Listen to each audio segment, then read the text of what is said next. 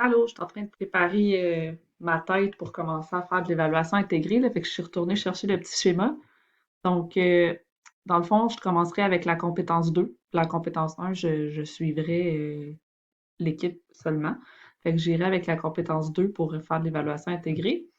Puis, ben, mes traces, j'irai les recueillir avec Classkick, GoFormative, Didacti, des photos, des fichiers qu'ils rajoutent, puis Flipgrid. Fait que un ou plusieurs de ces applications-là pendant, mettons, la séquence.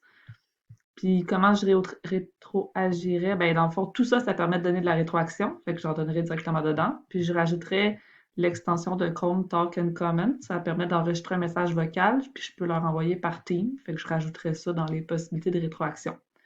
Puis comment vais-je continuer? Ben, on pourrait utiliser ta super grille. Je pense je pourrais commencer avec ça, là. C'est marqué premier cycle, mais c'est assez similaire, là, pour secondaire 3. Fait que j'ai pas la version Word, là, mais j'aimerais ça enlever premier cycle. Puis dans le fond, tu sais, marqué, ça pourrait être vert, assuré jaune, acceptable orange, peut développer rouge.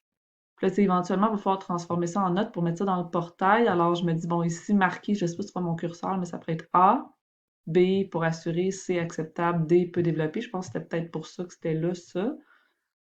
Puis moi, j'utiliserais pas nécessairement les deux côtés, là. Ça me paraît peut-être un peu intense pour un premier essai. Je prendrais juste celle-là, puis pas l'autre. Puis après ça, ben pour consigner après chaque rendu d'élève, que j'essaierai de faire à tous les cours ou peut-être aux deux cours si j'y arrive pas, j'irai dans, je sais pas si tu es au courant, là, mais tu sais, dans le pluriportail, si tu sélectionnes tes deux premières colonnes, puis que tu vas dans Word, puis que tu fais CTRL V, ben ça te fait ça. Fait que c'est le fun, ça se fait en deux clics.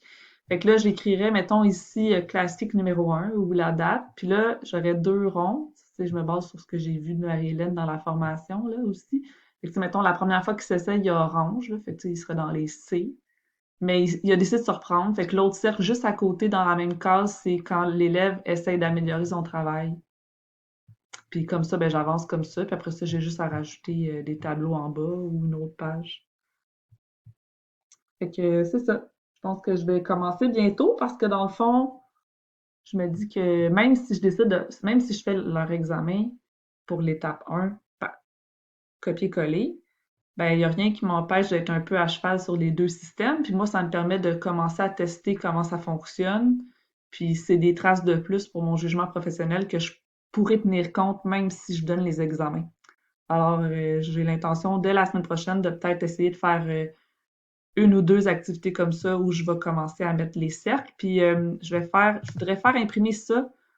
Alors, je me demandais si tu pouvais peut-être me l'envoyer en Word ou sinon, si tu pourrais enlever premier cycle puis me l'envoyer en PDF, comme ça, je pourrais faire imprimer ça en couleur pour mes élèves. OK, bye!